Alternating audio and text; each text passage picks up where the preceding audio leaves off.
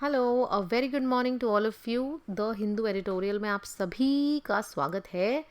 Telegram को join नहीं किया है तो कर लीजिए। टेलीग्राम पे बहुत ही ज़्यादा मैजिकल पीडीएफ्स आजकल मैं शेयर कर रही हूँ, so do not miss to join this Telegram. Vocabulary से शुरू करते हैं। रीइटरेशन मतलब किसी चीज़ को बार बार रिपीट करना। तो एक तो रिपीटिशन हो गया। रीस्टेट करना, रीकैप मतलब किसी चीज़ को दोबारा से करना। You can call it reprise. या फिर जैसे आपने खूब तेज चिल्लाया हेलो, 3-4 बार हेलो सुनाई दिया, मतलब this is echo, repetition of your voice. फिर आप रिडंडेंसी बोल सकते हो। रिडंडेंसी का मतलब होता भी वही होता है, एक से ज़्यादा बार चीज़ें रिपीट हो रही हैं। रीफ्रेज हो गया, रीफ्रेज हो गया, रीस्टेट हो गया, रीइटरेट हो गया।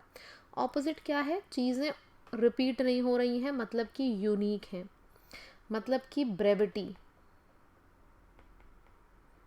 नोवेलिटी। ठीक है, ओरिजिनल है तो ओरिजिनलिटी, ये सब हो जाएगा। यहाँ पे चीज़ें रिपीट टेलीकास्ट में चल रही हैं और यहाँ पे चीज़ें ओरिजिनल हैं। एगिटेशन इसका मतलब होता है स्टेट ऑफ नर्वसनेस, मतलब unrest situation, body is not at rest, turmoil मचा हुआ है बॉडी में, डिस्टर्बेंस मचा हुआ है, तो डिस्टर्ब बोल सकते हो। डिस्टर्ब के बाद आप परटर्ब लिख सकते हो, सेम साउंड है तो याद करने में आसानी होगी। फिर आप लिख सकते हो कमोशन। कमोशन का भी मतलब होता है उथल पुथल हो रहा है। टर्ब्यूलेंस है, टर्ब्यूलेंस है, टर्मोइल है, टी टी साथ में लिख दिया मैंने। टर्ब्यूलेंस, टर्मोइल, फ्रेंजी, तो ये सारे वर्ड्स आ जाएंगे when the body is not at rest. Motion में कमी है, मोशन में कमी से बना कमोशन। ऑपोजिट क्या है? बॉडी एकदम रेस्ट पे है, काम, पीस, ट्रैंक्विल, सेरीन, ये ऑपोजिट हो जाएगा। एप्रीहेंड का मतलब होता है इफ़ समबडी इज़ कैप्चर्ड, मतलब अरेस्ट हो चुका है कोई बंदा अगर, तो अरेस्टेड की जगह पे हम एप्रीहेंडेड भी बोल सकते हैं। कैप्चर्ड किसी को ग्रास्प कर लेना, या फिर आप बोल सकते हो सीज कर लेना, डिटेन करना। वेरी नाइस, डिटेन करना। फिर हो गया nab, then here comes your word collar, grasp कर लेना, ग्रास्प हो गया, कॉम्प्रीहेंड हो गया, एंड परसीव करना, तो ये सारे वर्ड्स हो गए।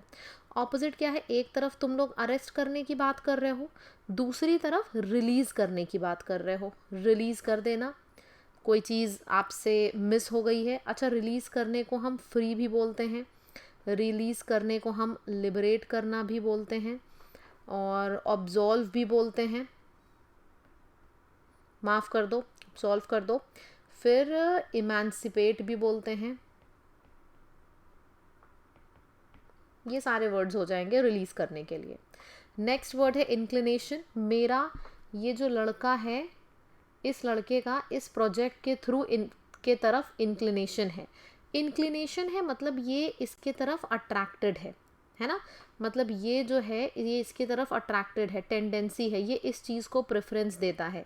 डिस्पोजिशन हो गया, बायस्ड है इस चीज़ की तरफ, तो बायस हो गया।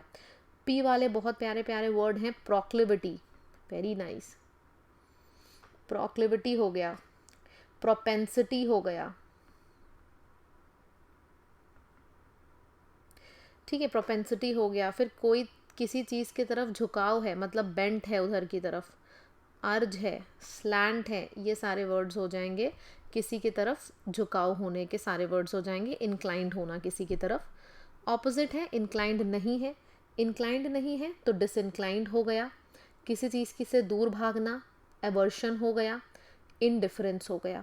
एक तरफ ये सारे वर्ड्स हैं जिसमें आप किसी की तरफ इंक्लाइंड हो। यहाँ पे आप इंक्लाइंड नहीं हो तो ये डिसइंक्लाइंड है, एवर्जन है, इनडिफरेंस है। इनॉर्मस, इनॉर्मस का मतलब होता है जब कोई चीज़ बहुत बड़ी होती है, ह्यूज, इमेंस,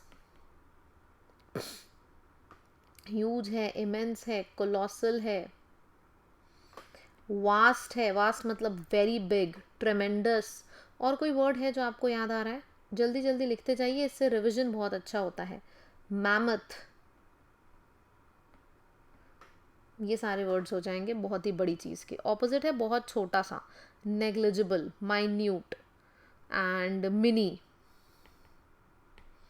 मिनिसिक्यूल, लिटिल, ये सारे वर्ड्स हो जाएंगे। नेक्स्ट है फसाड। फसाड का मतलब होता है आगे वाला पोर्शन, आगे वाला अपीयरेंस। जैसे जब हम होटल बुक करते हैं तो होटल में कुछ लोग रूम देखते हैं, कुछ लोग देखते हैं होटल का फसाड कैसा है। फसाड मतलब होटल का आगे वाला जो फेस है वो कैसा है। तो फेस वर्ड से बना है ना, मतलब कि जो होटल का फ्रंट है वो देखने में कैसा है। फ्रंट अपीयरेंस, ऑपोजिट है छुपी हुई चीज़ है। एक तरफ है आगे जो दिख रहा है, पीछे तरफ है जो ओरिजिनल है, रियलिटी है, ट्रूथ है, ऑथेंटिसिटी है।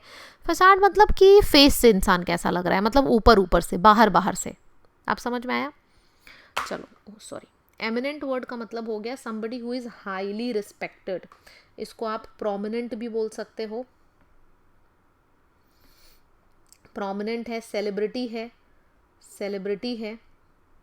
प्रेस्टिजियस अवार्ड है तो प्रेस्टिजियस हो गया। Prestigious is also a very important word. तारीफ करने वाला है तो फिर वेल नोन हो गया। ही is a well known personality, famous personality, well known, renowned, distinguished, ये सब आ जाएगा। ऑपोजिट है कोई जानता नहीं है।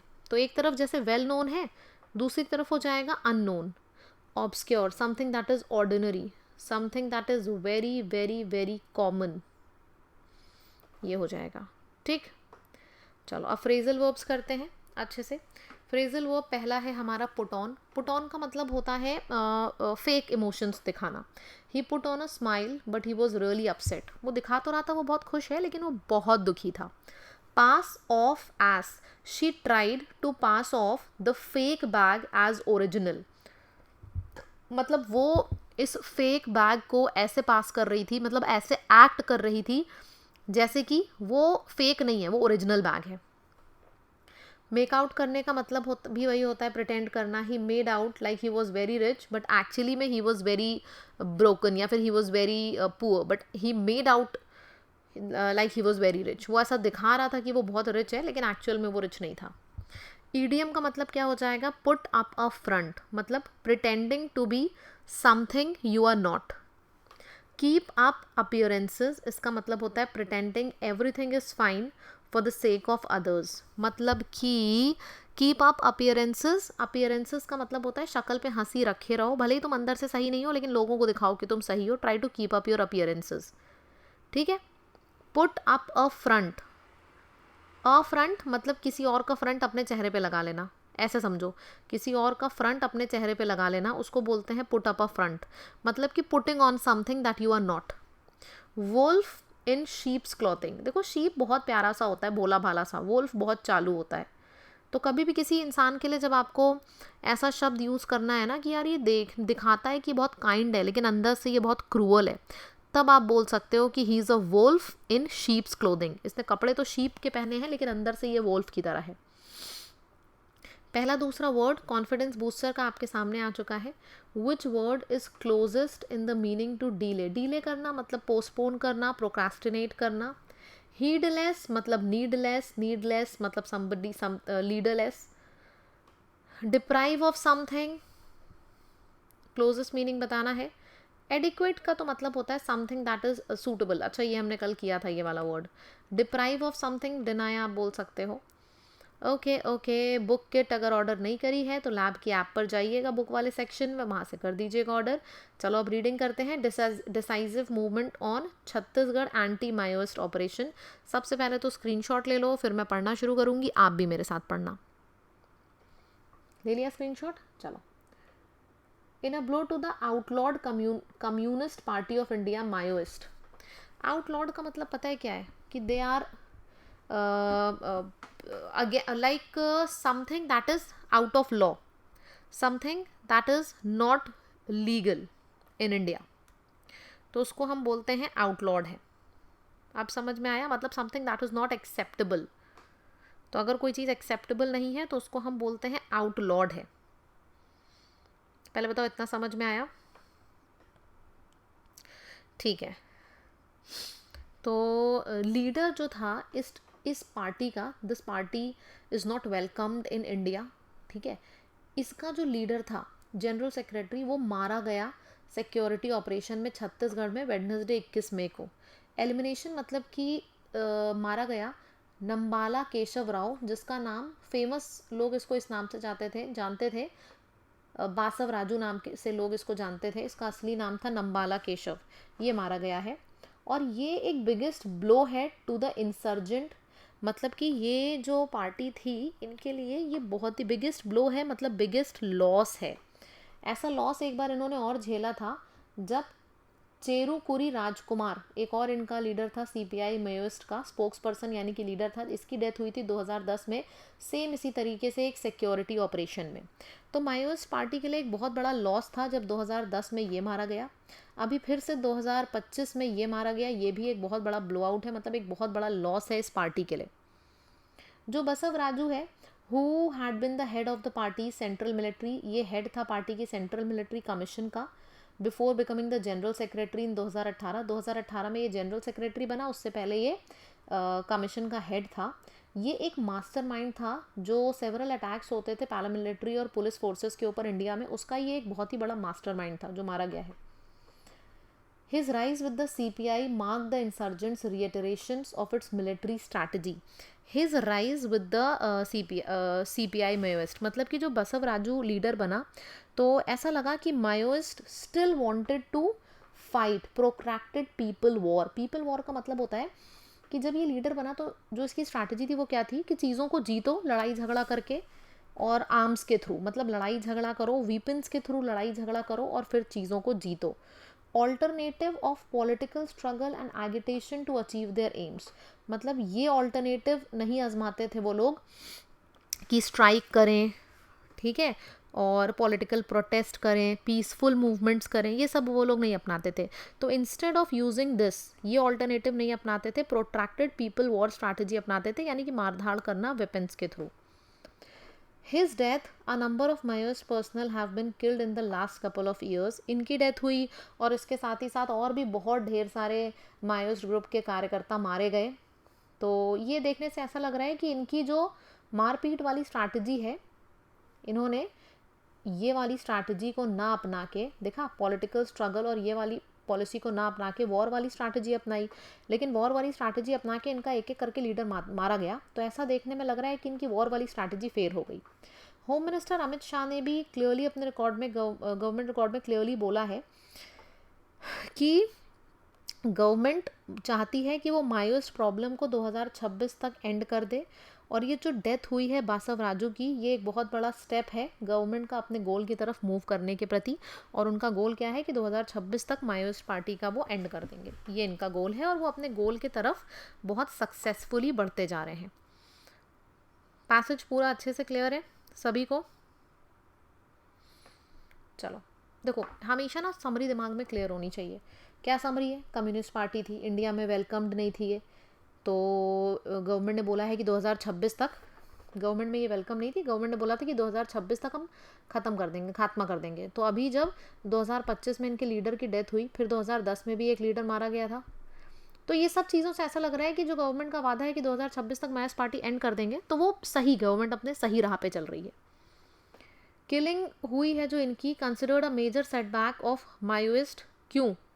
क्यों इसको मेजर सेटबैक बोला गया? फाउंडिंग मेंबर थोड़ी ना था ये, जनरल सेक्रेटरी और एक की मिलिट्री स्ट्रैटेजिस्ट था। इसी ने ही स्ट्रैटेजी बनाई थी पीपल वॉर की, कि शांति से वॉर मत करो, वेपन्स का यूज़ करके वॉर करो, इसी ने बनाई थी स्ट्रैटेजी। बहुत इंपॉर्टेंट था ये बंदा जो मारा गया है। जो बसव राजू बोलो चाहे नंबाला केशव राव बोलो, दोनों सेम ही नाम है। ये जो मारा गया है, context of the Maoist insurgency, इसकी डेथ क्या सिग्निफाई कर रही है? शिफ्ट हो रहा है पॉलिटिकल एंगेजमेंट की तरफ? नहीं, इसकी डेथ से बिल्कुल भी ये नहीं पता चल रहा है कि ये लोग अपनी वॉर की स्ट्रैटेजी को छोड़ के पीसफुल मूवमेंट में शिफ्ट करेंगे, तो ये गलत है। गवर्नमेंट की मिलिट्री स्ट्रैटेजी का फेलियर? बिल्कुल नहीं। इससे ये पता चल रहा है कि सीपीआई माओइस्ट मिलिट्री की अप्रोच जो है वो वीक पड़ती जा रही है। So option number C is the correct answer. देखो भाई, पैराग्राफ कितना भी डिफ़िकल्ट हो, अगर आपने अच्छे से रीडिंग और समरी करी है तो आप आंसर कर ही लोगे, ये बस हमेशा याद रखा करिए। होमवर्क में क्या करना है आपको, इसमें से कोई भी 4 वर्ड्स उठाइए, 4 वर्ड्स उठा लिए, अब उसके सिनोनिम्स लिख दीजिए। ठीक, सिनोनिम ऐसे लिखिएगा कि हर आप वही 4 शब्द उठाएं जिसके कम से कम 2-3 सिनोनिम आपको पता हो, ऑल्सो 11 बजे वाली क्लास मेरी जो है, आज इसको ज़रूर से लाइव अटेंड करिएगा। आज मैं इस क्लास के बीच में 2024 के जो एरर पूछे गए थे उसका सेग्रीगेटेड वर्जन देने वाली हूँ लाइव क्लास के बीच में। तो लाइव क्लास में जो जो होगा उन लोगों को मिल जाएगी। बहुत फ़ायदा होने वाला है आज लाइव लर्नर्स का, तो भैया ज़रूर आइए और ये फ़ायदा अपना आप उठाइए। ठीक है, 11 बजे लाइव मिलते हैं आपसे अपने क्लास में। That's it. अगर आपको पेड बैचेस में एडमिशन लेना है, लैब की ऐप पर जाइए, लाइव कोर्सेज में जिस भी पेड बैच में एडमिशन लेना है आप ले सकते हो। And this is the code, इस कोड को लिख दीजिएगा तो आपको डिस्काउंट भी मिल जाएगा। ठीक है, चलिए अब आपसे मुलाकात होती है 11 बजे। Bye bye.